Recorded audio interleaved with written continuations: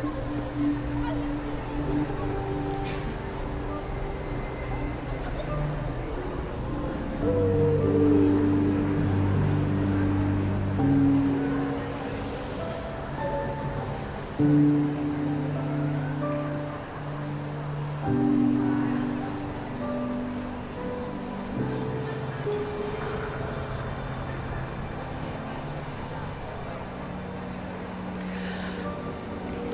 morning, everyone. If I could ask you to please be upstanding for the arrival of the official party.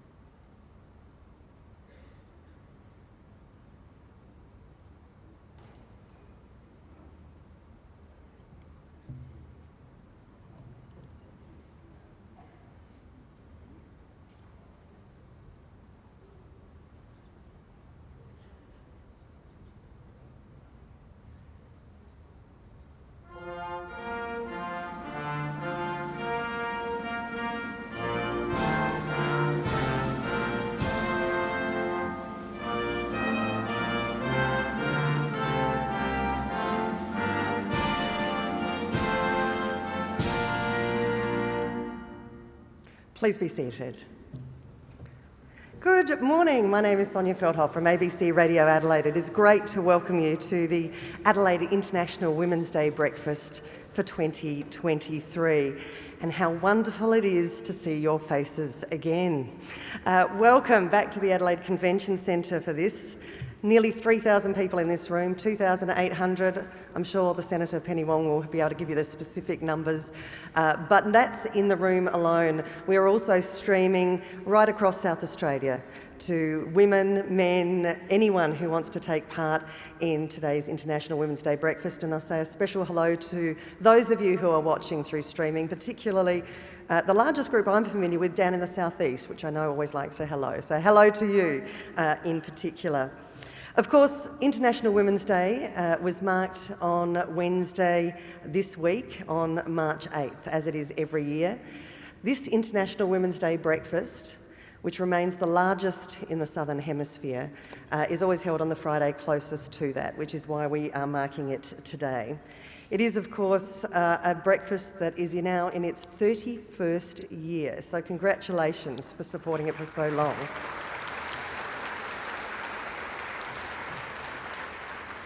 Now, I don't know about you, but personally I feel like the momentum for International Women's Day this year was greater than most years, and I have found it particularly uplifting. And coming to a breakfast like this, to be with you in person again for the first time in 3 years, just adds to that. So it's wonderful to be part of this with the theme this year, Cracking the Code, Innovation for a Gender Equal Future. If you are putting photos on social media, if you are marking your presence here, we would love you to do so, and please use the hashtags Cracking the Code and hashtag IWD2023. If I could ask you at the start of the day to turn off your mobile phones. I've got to say I've been doing my vocal exercises, getting ready for when you get a bit rowdy later in the morning, now that we're all back together. But I will let you know that the closest bathrooms are located outside the entrance doors on the left-hand side, just outside the doors that you walked in. They are also the exit doors in case of an emergency this morning. But right now, if I could ask Rosemary Wanganeen to join us here on stage to welcome you to the breakfast on behalf of the Kaurna people.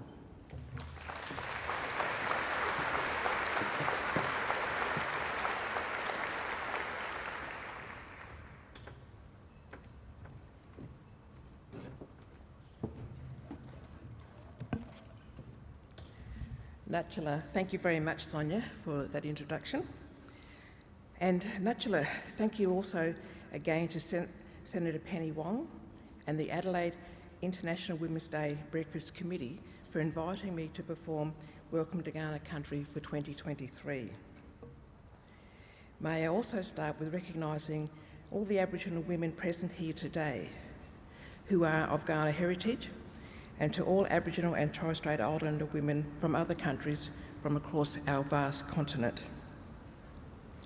I would also like to take this opportunity to acknowledge your distinguished guests, who are members of Parliament, community leaders, business leaders, and academic leaders as well.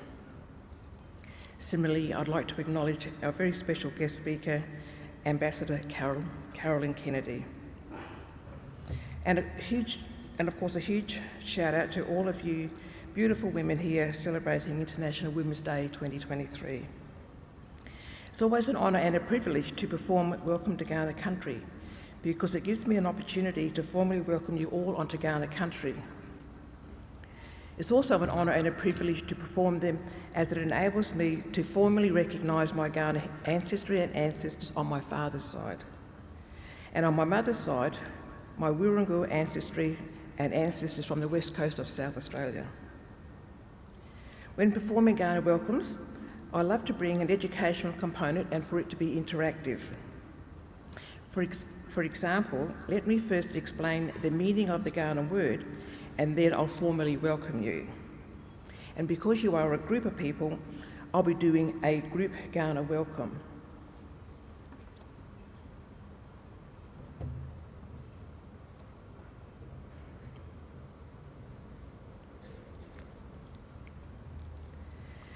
I'll ask you, Namani, which sounds a little bit like no money, right? And Namani is simply asking you, are you all well? And you'll respond with,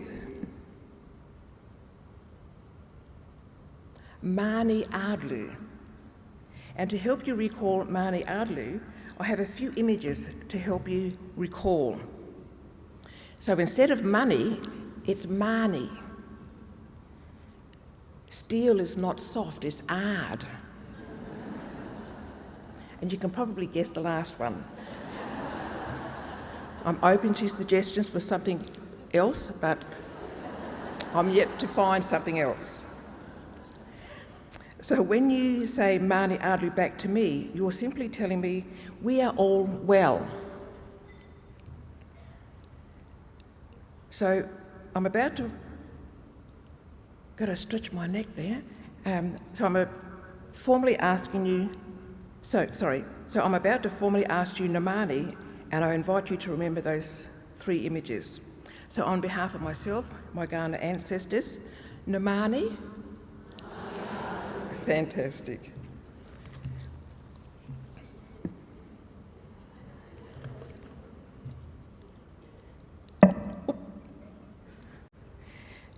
So continuing with the educational component, for the city centre of Adelaide, Tandanya is the Kaurna word for place of the red kangaroo. And traditional Kaurna culture, as with all traditional Aboriginal cultures across this continent, was highly organised intelligently and can claim to be a complete civilisation.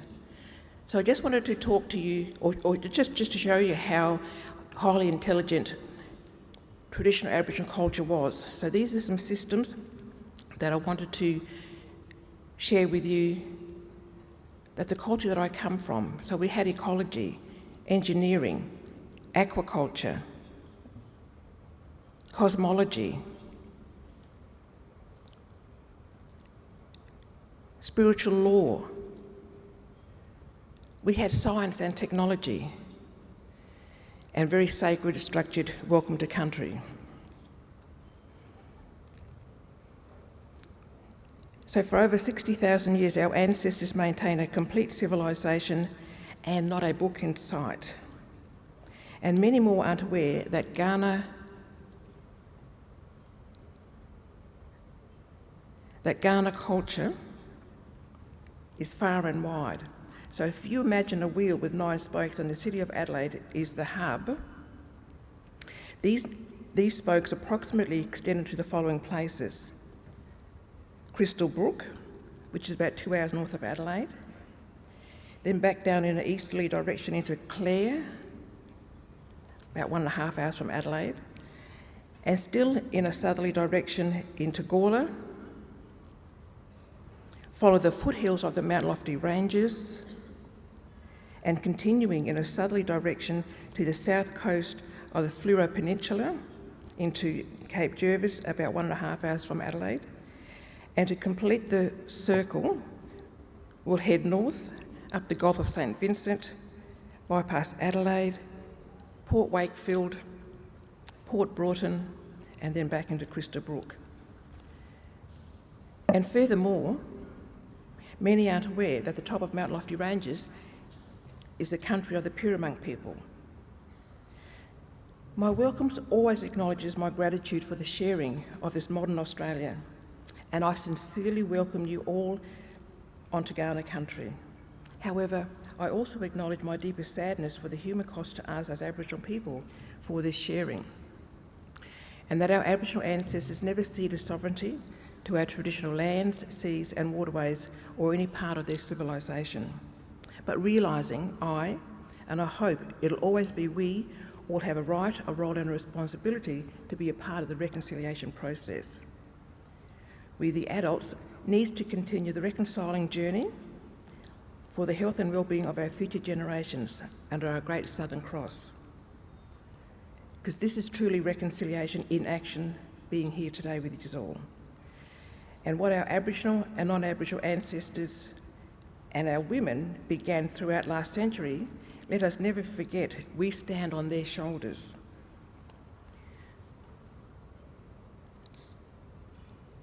So, as we journey throughout our Australian lives, walking upon Kaurna country, our Aboriginal and non-Aboriginal ancestors ask us to tread ever so gently. Our nations of Australians have many cultural identities, so let's continue recognising each other's humanity so that we can continue moving forward as one nation to a place of equity, justice and in partnership together as contemporary Aboriginal and non-Aboriginal Australians. Equally, our youth, who are our future generations, plead with us to tread ever so gently, not just upon Kaurna country, but tread even more gently upon Mother Earth, because this is her home and all living things are just visitors passing through. Yes, this even means us as humans. Thank you again, Senator Penny Wong and the committee for this opportunity, and let us not forget the Aboriginal and non-Aboriginal women who started the fight and campaigned for Aboriginal rights and women's rights way back when. How many died for the fight and campaign so that we can enjoy what we are enjoying in 2023? We carry their torch so we can see, feel and hear how far we've come and much we still have to do for our future generations. Throughout all the celebrations this week, with thanks, we can mourn for them and celebrate for us. We owe them a great gratitude. Natchala, thank you very much.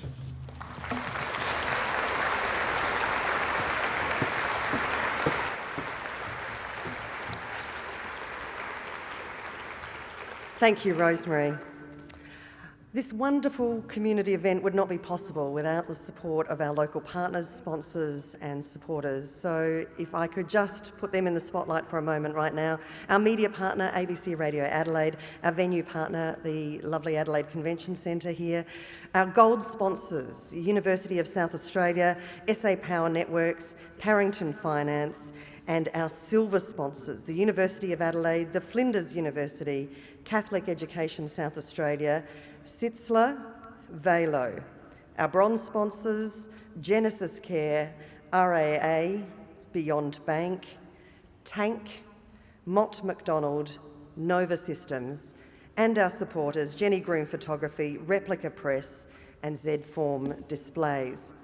We'd also like to thank the companies and organisations that have purchased corporate tables at today's breakfast. It's great to see you here. WSP Australia, SAR ODL, Zurich Financial Services Proprietary Limited, University of South Australia, GPA Engineering, Genesis Care Oncology SA, Department for Energy and Mining, University Senior College at Adelaide University, ASC, Department for Environment and Water, University of South Australia People, Talent and Culture, Department of Human Services, the University of Adelaide, Women in Innovation, Arup, Beyond Bank Australia, SDA, SA Secondary Principals Association, UniSA Clinical and Health Sciences, Australia Day Council South Australia, South Australian Primary Principals Association, Essential Services Commission of South Australia, and Velo and Vicura. As you can see, there are a lot of you out there, and it's great to see so many businesses and organisations supporting this breakfast. Thank you all for your support and involvement in the Adelaide IWD breakfast. Now, how can you help? Well, you know, in many years, your tables are chock-a-block with lots of little gifts and things to take home, but there's of course a raffle this year. A little bit differently this year. If you don't have coins in your purse, no excuse, sorry. On your table, you're going to see a raffle QR code. This is what it looks like. Check out your table.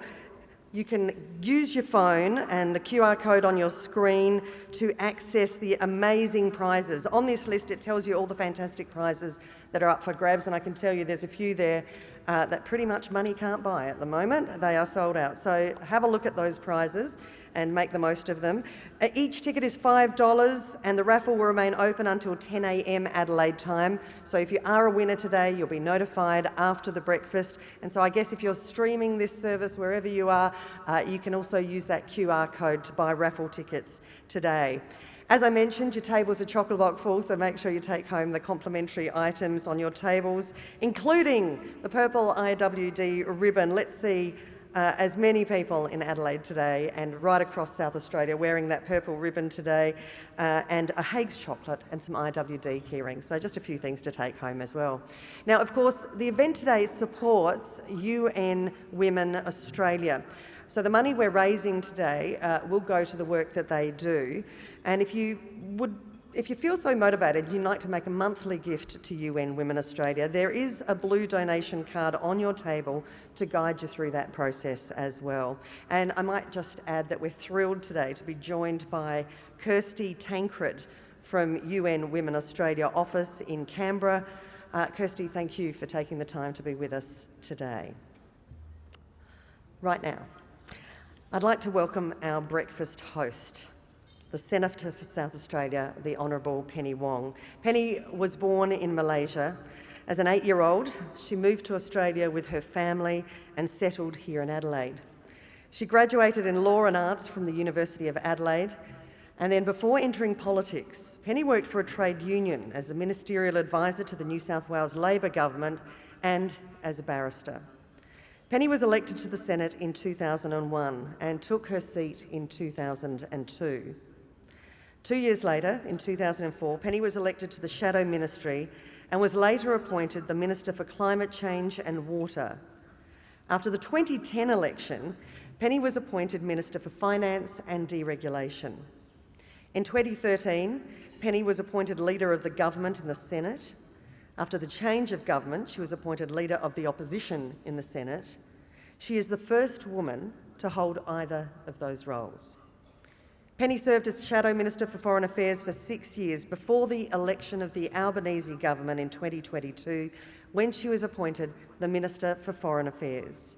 And as Minister for Foreign Affairs, Senator Wong seeks to rebuild Australia's reputation as partner of choice, drawing on all elements of our national power to build a stable and prosperous region where sovereignty is respected and the rules of the road are upheld.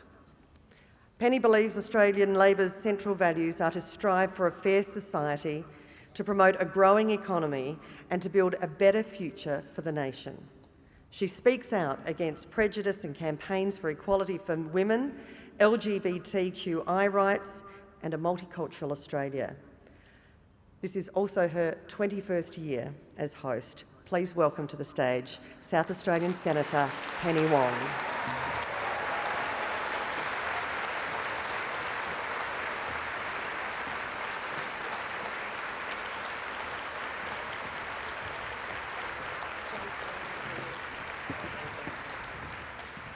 Thank you very much, Sonya. I reckon next year we might just go, I now welcome someone you really know, Penny Wong. But thank you for a very kind introduction, and can I thank Auntie Rosemary Wanganeen for welcoming us all to Kaurna country this morning. And I start again by acknowledging the Kaurna people, the traditional owners of the land on which we are meeting today, and paying my respects to their elders, past, present and emerging. And again, reiterating my personal commitment and our government's commitment and hope that this country can ensure there is a voice to the Parliament for our First Nations people.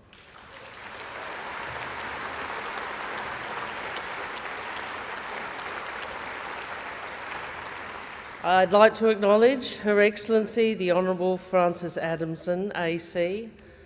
Her Excellency said to me she's been trying to get to this breakfast for many years. She's had to do it the extreme way by becoming the Governor.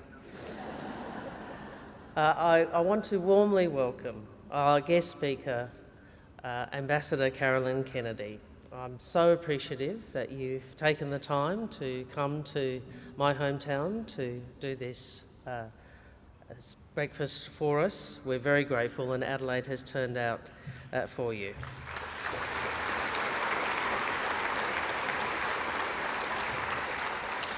I acknowledge the Premier, Peter Malinauskas, MP. I spoke to Simon Birmingham last night due to a family issue. He may be late, but he has been very supportive of the breakfast. The Right Honourable, the Lord Mayor, Dr Jane Domack-Smith, the Honourable Katrine Hilliard, the Honourable John Gardner, and many state and federal parliamentary colleagues. So thank you all for coming. The representatives of all of South Australia's universities. As mentioned, Kirsty Tancred, representing UN Women. One of the things this breakfast does, of course, is to raise money for UN Women and women around the world. Can I particularly thank, on your behalf, the Adelaide IWD Breakfast Committee, and in particular, Chair Alexis Mackay, former Chair Anne Morgan, and of course the irreplaceable Meredith Boyle from my office.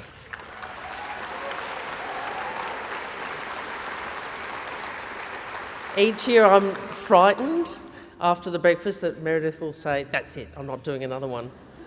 But so far not. So everyone be very nice to Meredith, please.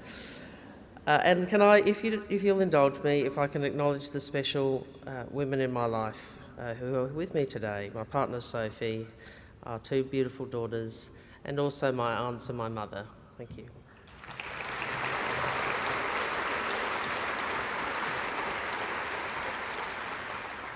Well, Adelaide, this is a record breakfast. Just 2,791 people. Congratulations. And I'll leave it to Alexis to talk about what that means for fundraising. And we also have students from 23 schools in the room and many more who are joining us online. And I think there are some students from Murray Bridge who are here for the first time. It must have been a very early morning, so thank you so much to Unity College for your effort in getting here for the breakfast. We have really tried to make sure that this event enabled the next generations of Australian women to meet with others, and we've had a wonderful response over the years from schools. The project of gender equality is a long one. It's got a long way to go, so it's fantastic to see so many young women in the world. On Wednesday of this week, which was obviously the actual date of IWD, I paid tribute in the Parliament to someone who was a mentor for me in my early years and a leader for a mentor for so many other women. Marie Coleman was the first woman to head an Australian government agency. She was appointed to run the new Social Welfare Commission by the Whitlam government 50 years ago. In a number of senior roles, she gradually helped make life easier for women, focusing on access to childcare so more mothers could participate in the workforce. And even after her formal retirement, she has remained a powerful advocate, helping change the way we think about paid parental leave as a social welfare reform to framing it correctly as an economic reform. She was critical to paid parental leave eventually being legislated by the Rudd Labor government in 2010. So the contributions she made to gender equality mean that countless more Australian women have been able to participate in the workforce and have financial autonomy. She's the kind of person of whom we can truly say, because of her, we can. And I mention her story today because today is a day on which we should reflect and celebrate on the legacy of others for International Women's Day. It's a reminder of why we see greater representation of women in leadership. It's a reminder of why we see greater representation of women in the Parliament. Certainly on that front, a lot has changed since the last IWD breakfast 12 months ago. There are more women in the Parliament, on North Terrace and in government, and in Canberra. All of this is the result of women who so powerfully and clearly exercised their suffrage. Suffrage that, of course, so many women fought so hard for. I'm really proud to be part of a government of 103 members, of which 54 are women. The first to have more than 50% women.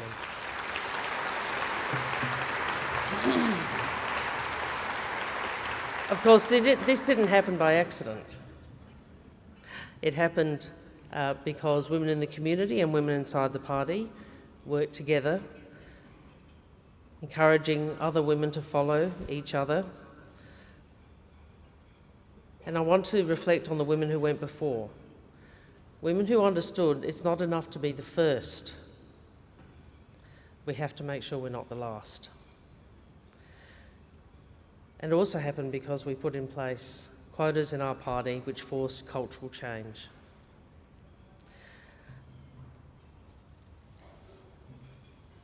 The reason I support, and I think everyone in this room supports, more women in leadership, including in the Parliament, is ultimately because inclusive representation which reflects our whole community, ultimately means better decisions will be made. It makes us more secure and our nation stronger.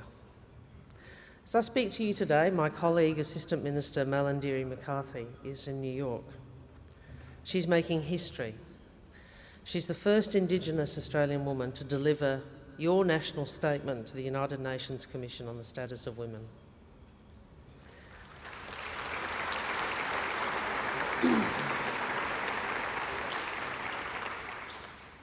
But of course we know how much more there is to do. On Wednesday, my good friend and Minister for Women, Katie Gallagher, released Australia's first Status of Women report card.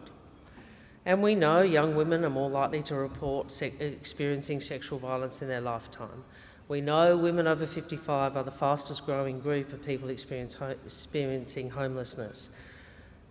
And we know that 30% of Australian men don't believe that gender inequality exists. I actually asked if we could check the report. I thought, really? That high still? Anyway. Let's make Australia one of the most gender equal societies in the world. But what we know from history and what we see around the world tells us progress is almost always resisted and gains must always be protected.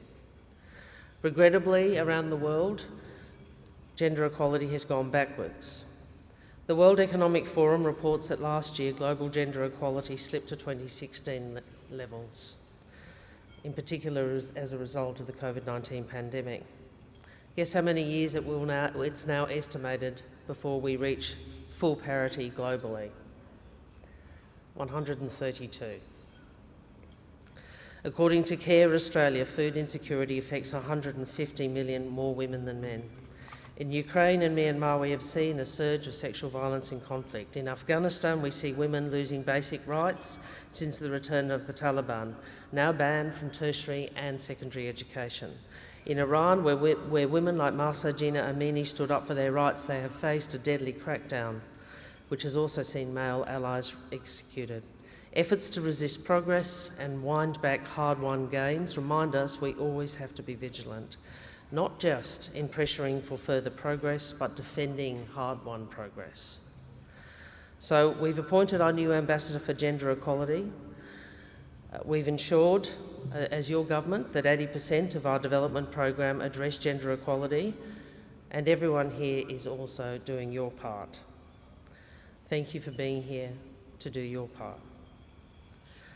But when we do all this, I often think of some of the young women who I've met over these last months as your Foreign Minister.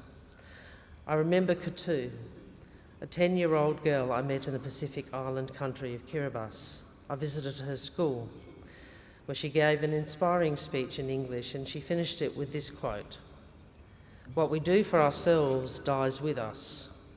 What we do for others and the world remains and is immortal." Whatever our path in life, each of us has a chance to do something for those who follow, and be that person about whom we say, "Because of her, I can." Thank you, and happy International Women's Day.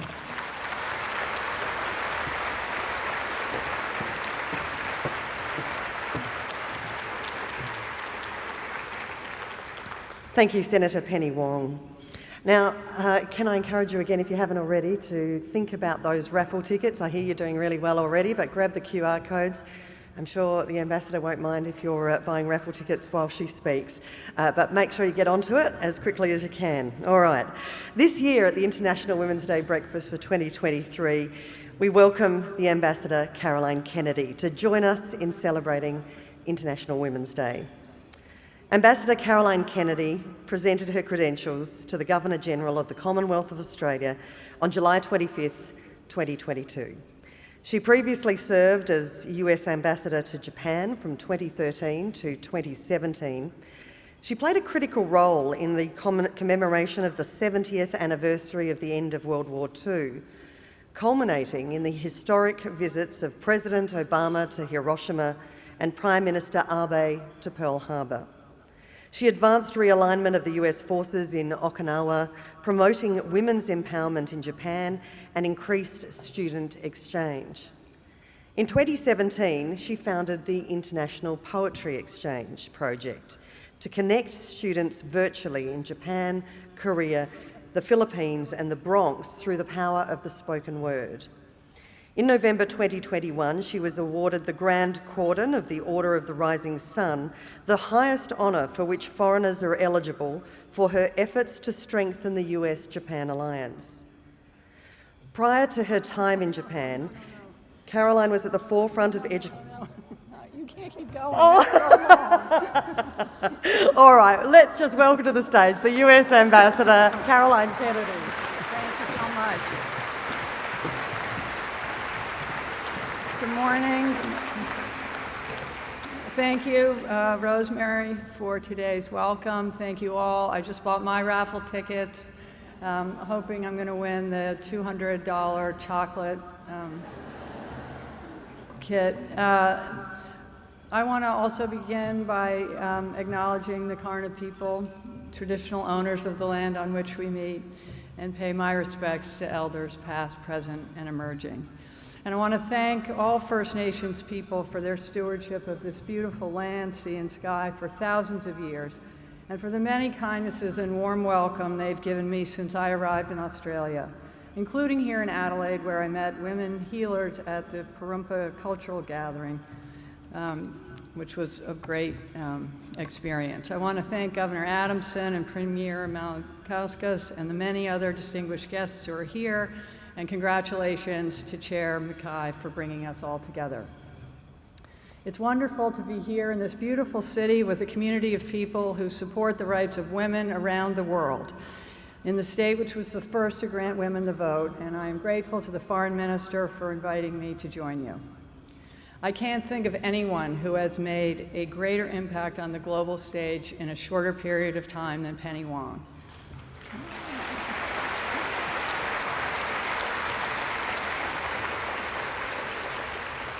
Together with Prime Minister Albanese, she has strategically redefined Australia's role in this region, and she's done it by listening, by showing up, by recognizing that people everywhere want similar things: the right to make their own decisions, economic opportunity for their families, and action on the most complex challenges we face.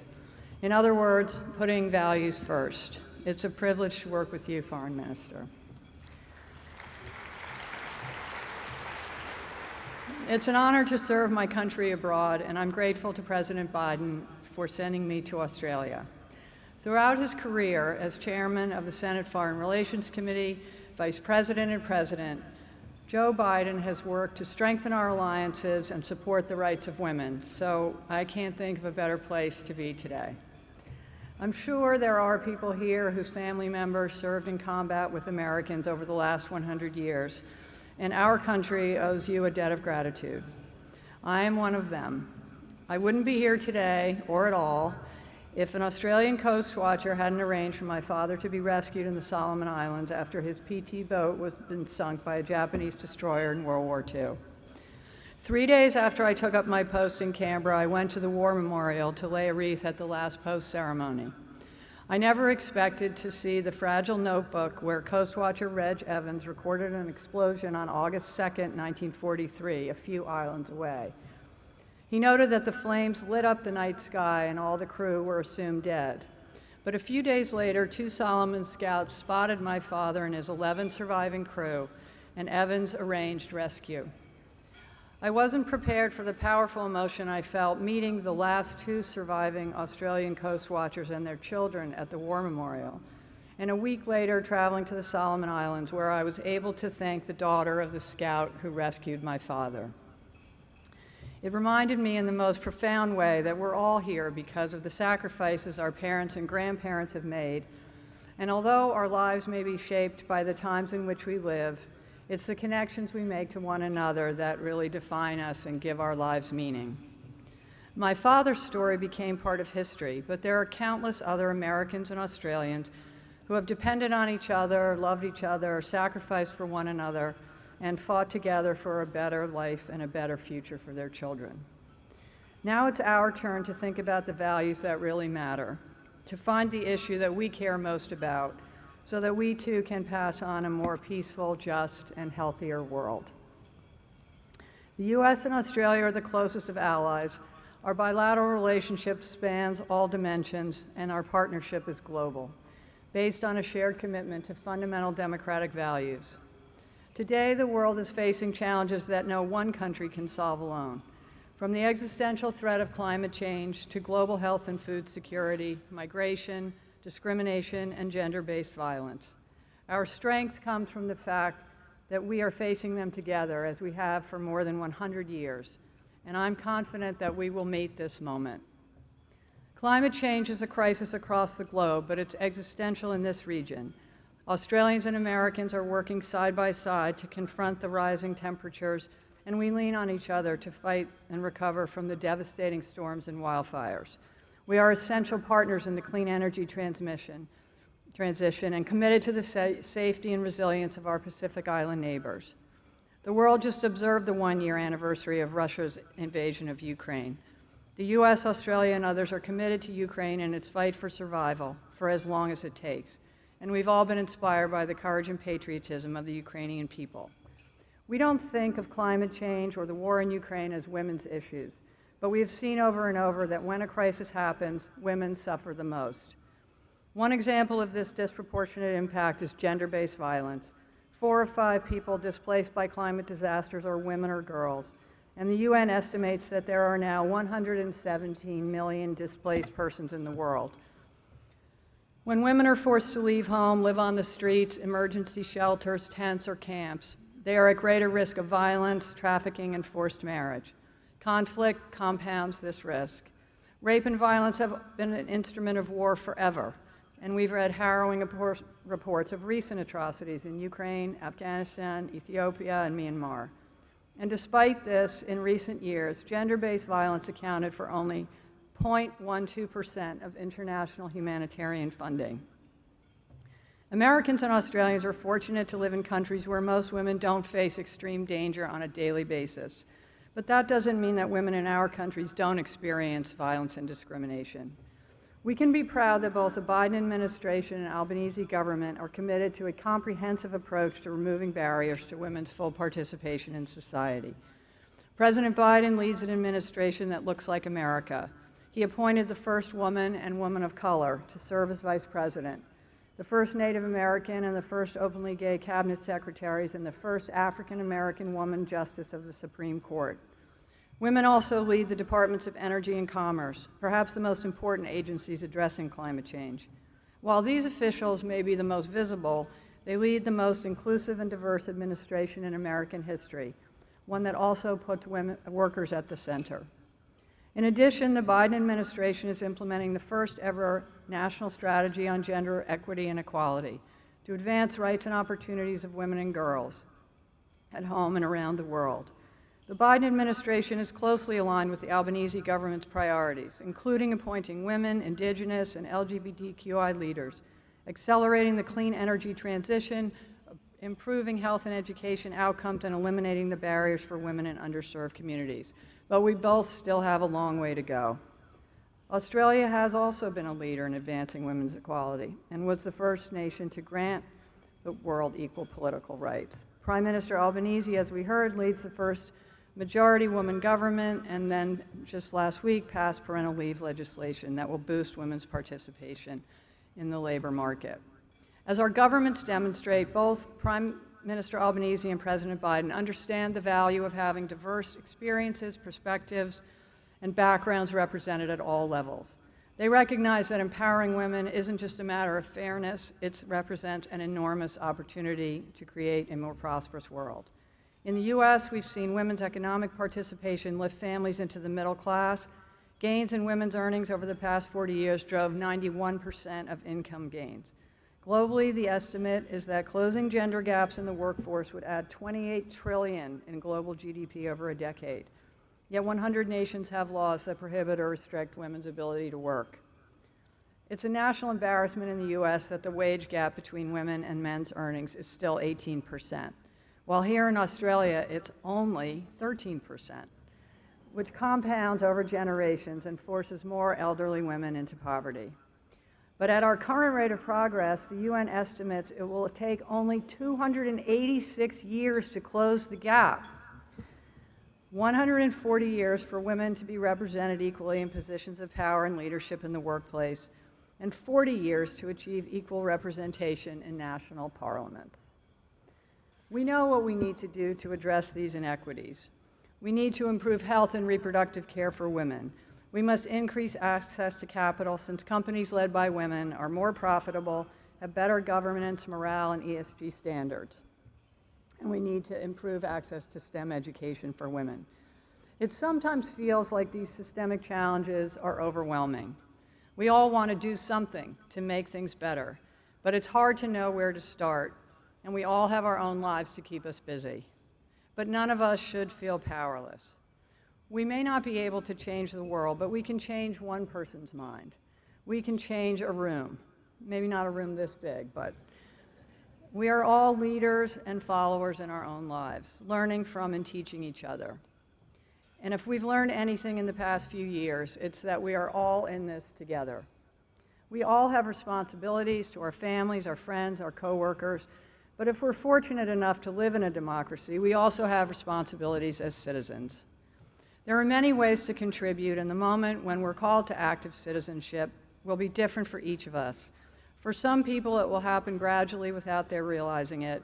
For others, it will be their life's work. And for many, it will be woven into the way we live or part of what we do.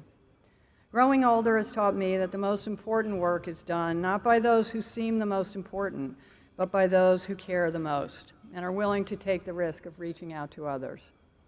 If you think about the kind of life you want to live, you need to decide what values and ideals are most important to you and how you can put them into action. I never expected to be an ambassador, but looking back, I realized that although my father and uncles made history as presidents and senators, the most important values were passed down by the women in my family. and those values are at the center of what diplomats do. I was lucky to grow up in a family that taught by example. We learned early that no one is too old or too young to help others. My grandmother was a woman of deep faith and patriotism. She had an Irish twinkle, and she went to Mass every day. As the granddaughter of Irish immigrants who fled the potato famine, she believed deeply in America. Her father had been the mayor of Boston, and she was the best politician in our family. She always told us that we had to be nice to everyone because we might need their vote one day. At meals, she would quiz us on American history and current events and make us recite poems together. Her favorite was The Midnight Ride of Paul Revere. I'm sure you probably don't know it, but it's an endless rhyme about a Revolutionary War hero from Boston who rode through the night to warn local farmers that the British were coming. We always forgot half the words, but looking back, I think she did it because reciting the poem together was a way of passing down her belief that history is made by ordinary people with the courage to act, and that we all should be willing to ride through the night for our country in whatever way we might be called. My father and uncle went into politics and shaped history, but in some ways I think the most influential member of our family was my Aunt Rosemary, who was born with an intellectual disability. Caring for her, including her, and watching her struggle gave her brothers and sisters the compassion and determination to fight for justice and inclusion. My mother was a woman of immense courage. She was a romantic who saw life as a great adventure. It always surprises me when people ask about her sunglasses or her sense of fashion, because to me it was her intellectual curiosity, her love of history and poetry that made her the person she was. As a little girl, she memorized poems after school with her grandfather and passed that tradition on to us. For every birthday or Christmas, my brother and I had to choose a poem as a gift for her, and she saved them all in a special scrapbook that is still one of my most treasured possessions. She found politics tiresome, but she loved my father and shared his belief that words and ideas could change the world. And the words of my father's inaugural address actually did. He began his presidency with a call to service. Ask not what your country can do for you. Ask what you can do for your country. The generation that heard those words transformed America. They marched for civil rights, women's rights, and they fought for justice. They served in the Peace Corps, the inner city, and in outer space. They passed those values on to their children and grandchildren, and now it's our turn. For me, 9/11 was the moment when I became an active citizen. That terrible morning brought New Yorkers together in a way I'd never experienced. Everyone knew someone whose heart had been broken. You couldn't walk down a street without passing a makeshift memorial to those who had died. Piles of flowers and candles appeared outside every fire station to honor the first responders who gave their lives. 8 million New Yorkers realized that we were one community, and we asked ourselves what we could do to give back to our city. I went to work in the New York City public schools because a good education is one of the greatest gifts I've received. I believe that educating our children is the most important long-term issue facing the United States. It's a national security imperative and an economic issue because the countries that out-educate us will out-compete us. It's a civil rights issue because black and brown students are not getting the same education as white students. It's a women's issue because the majority of caregivers and teachers are still women, and it's a moral issue because as a society, we have no greater responsibility than how we raise our children. New York City is the largest school district in the United States with 1.1 million students who speak 150 languages at home. Yet in a global city like New York, the schools can become cut off from the larger community, and too many of them were failing our kids. At the time, New York City embarked on the most ambitious school reform effort in the country. In addition to closing failing schools, training a new generation of principals, and holding students accountable, we wanted New Yorkers to feel that the students in our schools were all our children, and in just a few years, they would be our teachers, our police, and our firefighters, our leaders, the people that we depended on. Education is also a patriotic issue because in a multicultural society like America, school is where society passes on the values of citizenship. In the past, that meant conforming to a rigid definition of assimilation. But today, we recognize that our diversity is our strength. We need to listen to each other, learn from people with different experiences, history, and traditions, and be citizens of the world.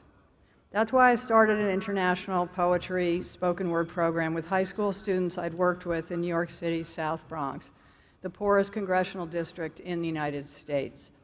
Students there come from West Africa, South America, the Caribbean, China, and India. Every few weeks, we connect virtually with students in Korea, Japan, and the Philippines. The poets all come from different countries, that they're all concerned about the same things: family, friends, food, the future of our planet, and romance. At the end of the year, we have a slam competition and a global dance party. Right now, the Philippines holds the trophy, but we're looking for a school in Australia that might be the next champion, so let me know if you want to participate. These students are ready to tackle the challenges of our time. They understand the need to learn from others, to work across culture and differences, because they do it every day.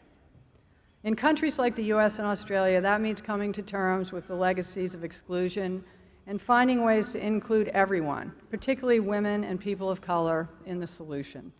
In a world divided by history, wealth, and conflict, reconciling our differences is some of the hardest work we will ever do. But I'm convinced it's the most important if we're to move forward together. I know this can sound hard, too big, or too hopeless, but I've seen it happen, so I know we can do it. Earlier, I spoke about my father's wartime rescue. Most people know that he returned home a war hero and became president. But what they don't know is that throughout the 1950s, he corresponded with the Japanese captain of the destroyer that sank his boat. When I met the captain's widow in Japan, she showed me one of her most treasured possessions. It was a photo from President Kennedy to her husband, which he had inscribed, "To Captain Hanami, late enemy, present friend." My father's correspondence with Captain Hanami was just one of countless individual acts of reconciliation that built the US-Japan alliance into one of the strongest in the world. And it illustrates what happens when we reach out to others in search of our common humanity.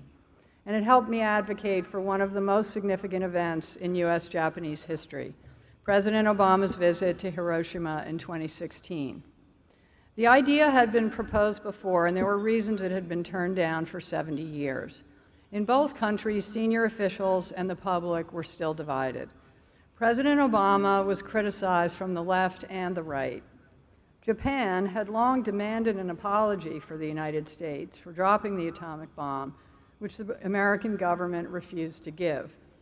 And the Prime Minister of Japan knew that if the visit didn't go well, he could lose his position.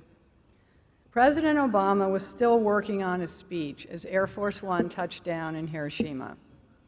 And then, after laying a wreath at the eternal flame, President Obama gave one of the best speeches of his presidency. He asked the audience to focus not just on the atomic bomb, but on the larger meaning of Hiroshima, one event in a global war which claimed the lives of 60 million people, an event which changed forever the way we think about our humanity. He urged us to see one another not as enemies, but as members of one human family who all love their children, who want peace instead of war, who want a future in which leaders will choose hope instead of fear. Then he got to the words that I saw him writing on Air Force One. The earlier draft had ended by describing a future in which Hiroshima and Nagasaki are known not as the dawn of atomic warfare, but as its end. But the president changed it to read, "A future we can choose, a future in which Hiroshima and Nagasaki are known not as the dawn of atomic warfare, but as the start of our own moral awakening." His change placed the responsibility on each one of us. As I watched President Obama and Prime Minister Abe put aside a history of war, I saw the power of principled leadership to set an example for a world in conflict. I realized that ordinary citizens had made this moment possible, that leaders were following the path that had been laid out for them. We aren't all presidents acting on a historic scale, but we can use iconic moments to help inform our own choices. We can ask ourselves what problems we want to solve and who we need to work with to make that happen. That's the role of active citizens, to see a better future and work with others to create it. Doing the work of diplomacy has taught me that reconciliation is a process, and it's ongoing. It's happening in our communities, in our countries, and across national boundaries, but there is so much more to do. On my first weekend in Australia, I attended the Garma Festival, where I had a chance to meet Aboriginal leaders who've spent their lives fighting for recognition for their people, and I had a chance to experience their culture, art, and healing. I heard the Prime Minister announce a constitutional referendum on the voice to Parliament, and I realized how much I have to learn and how fortunate I am to be here at this historic time. A couple of weeks ago, I traveled to Uluru with the U.S. Secretary of the Interior, Deb Haaland. Her department manages oil and gas drilling, firefighting, and drought management on our public lands. It also manages the treaty relationships with 574 Indian tribes in all 50 states. Secretary Haaland is a member of the Laguna Pueblo tribe of New Mexico and a 35th generation New Mexican. Both her grandparents were taken from their families at 8 years old and placed in Indian boarding schools. Secretary Haaland is holding our government accountable for the first time by shining an official light on this intergenerational trauma. The history of those institutions has similarities with the history of the stolen generations here. So much so that when we drove up to meet with the Mujitlu Aboriginal Corporation Board near Uluru in a small, remote community center, she said, "Now I feel at home. This could be any reservation in the Southwest." We met elders and their children who are working in social services, community policing, and preserving traditional culture. The issues they discussed were the same as those that face tribal communities in the United States, and everyone was crying. I realized how powerful these conversations are for both sides, and how Americans need to hear from our past if we are to hold true to our promises. Martin Luther King said that the arc of the moral universe is long, but it bends towards justice. But it won't bend on its own. Each of us needs to become an active citizen and put our values into practice. None of us is personally responsible for the past, but we are collectively accountable for the future. We know that the challenges we're facing require new and different solutions, and we won't get those unless we gather the best ideas from the most people. If we want to solve the climate crisis, we need to draw on the knowledge and practices of people who have sustained the land and oceans for thousands of years. If we want to solve conflict and create opportunity, we need to empower women. If we want our children to inherit a more just and peaceful world, we need to make sure they are learning across differences and respecting diversity.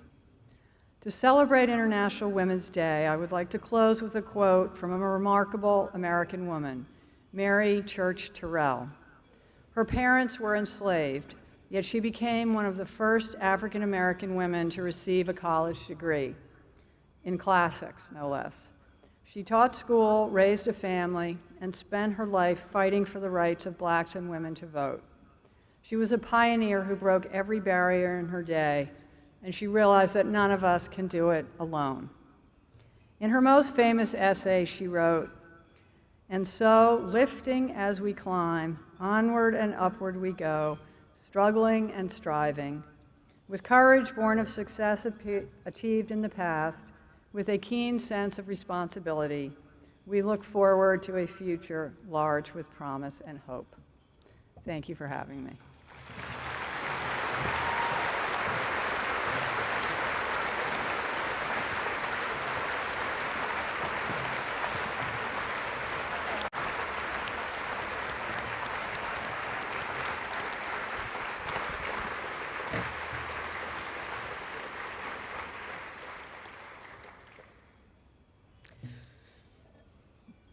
Hands up if you're someone who puts yourself last and prioritizes the needs of others first.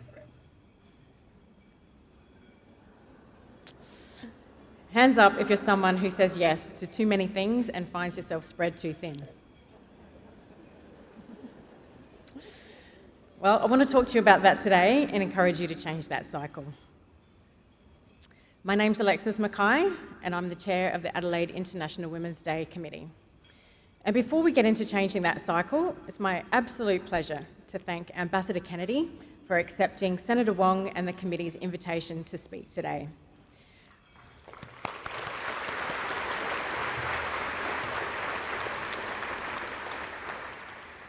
I'm sure I speak for everyone here when I say it's an absolute thrill to hear your story today, Ambassador, and we all look forward to a future full of promise and hope.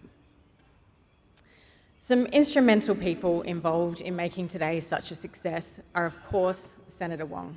As we've heard, 21 years today of hosting the breakfast, and what Senator Wong has done in that time to support girls and women in South Australia and beyond is truly remarkable.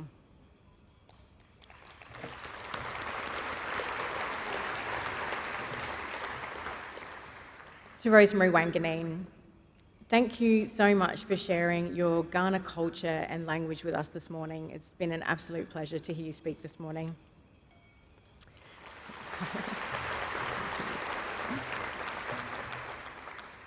To our wonderful MC, Sonya Feldhoff, what a pleasure it is to have you in the room with us all together today. It's so great to be back, so thank you for your support.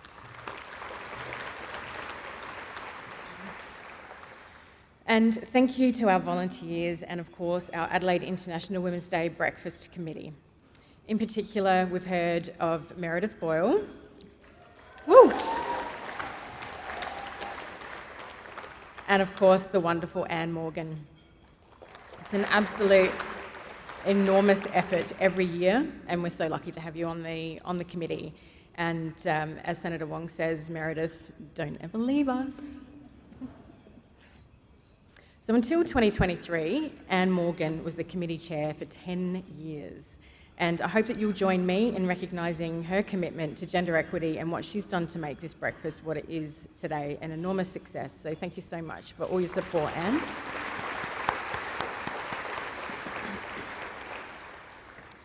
And we are, of course, grateful for all of the sponsors and those who purchase corporate tables, because without your support, we could not donate the amount that we do to UN Women Australia every year. And like we've mentioned earlier, last year we were able to donate $100,000 to UN Women Australia, which is absolutely incredible. And that, if you recall, was just from one live streamed event. So thank you so much for supporting us. The South Australian community have just been wonderful, so thank you.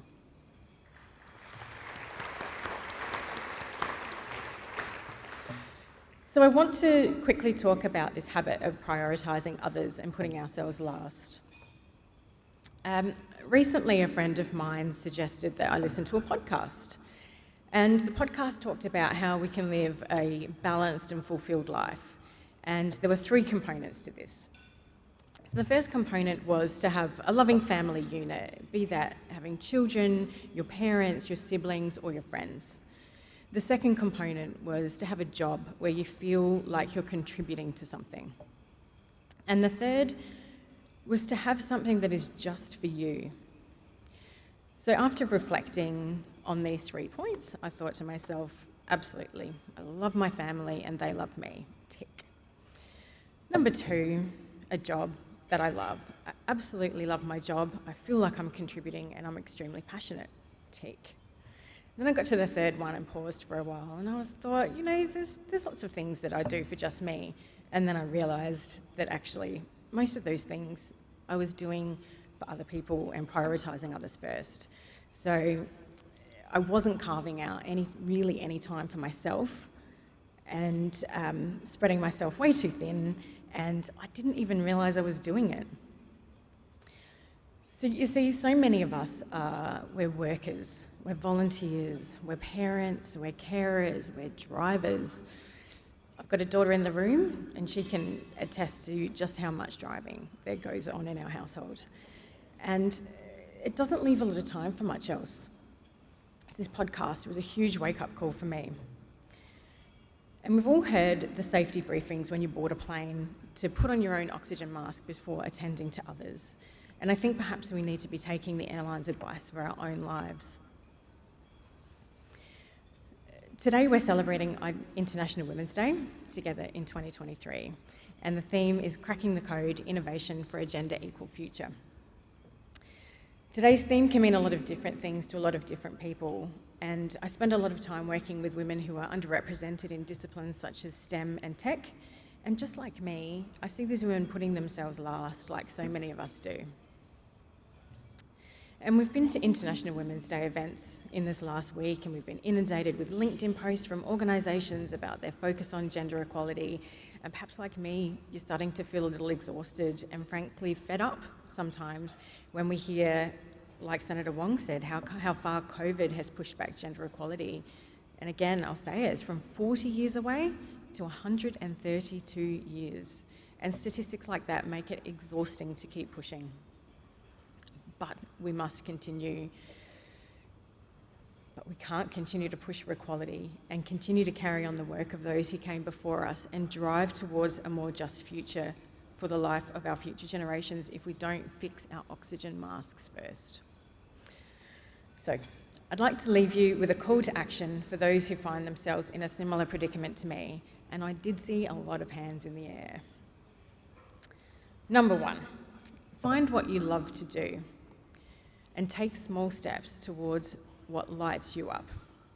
For me, that's carving out a couple of times a week for sport and getting out into nature as much as possible. Number two, set boundaries. We're all guilty of working longer hours and for taking on the lion's share of the caring responsibilities. And I'm still certainly a work in progress in this area. And number three, use your influence to help others. So that could be something like complimenting someone on what you've observed they're great at, or sponsoring a woman in a lower position to progress within your organisation. Or perhaps even just supporting a friend in need to have an afternoon off from her kids so that she can find what she loves to do. These might all seem small to you, but could be hugely impactful for them. If we can all focus on living more balanced and fulfilled lives, then we'll have more energy to give and support each other to crack the code. Thank you for joining us today, and thank you once again, South Australia, for your amazing support.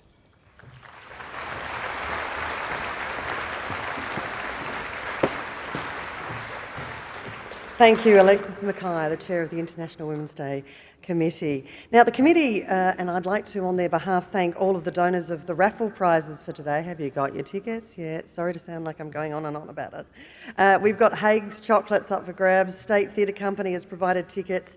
Arts Projects Australia. Anna Lee from Lead Consulting. Edible Blooms. Tiziana Rinner. Mostly Books. X-Mode Women's Clothing, Wollonga Farmers Markets, Empress Homewares and Gifts, Uniting Communities, Julie Stravinsky and Rosemary Clancy. So 10 o'clock, you've got the ability to buy those tickets, whether you're in the room here or streaming somewhere else around South Australia, and you will be notified directly if you are a raffle prize winner. Thank you for your support. You can still donate to UN Women Australia, or as I said, make that monthly gift by using the QR code on the blue donation card on your table. And I'd just like to add my thanks to all the volunteers that helped out this morning, and to the wonderful Adelaide Convention Centre staff who are still wandering around making sure you're fed and watered this morning. They do a great job with so many people in the room. If you're putting photos on social media, and yes, thank you. I encourage you to share the morning by putting your photos up onto social media, and if you do, please put the hashtag cracking the code and hashtag IWD 2023.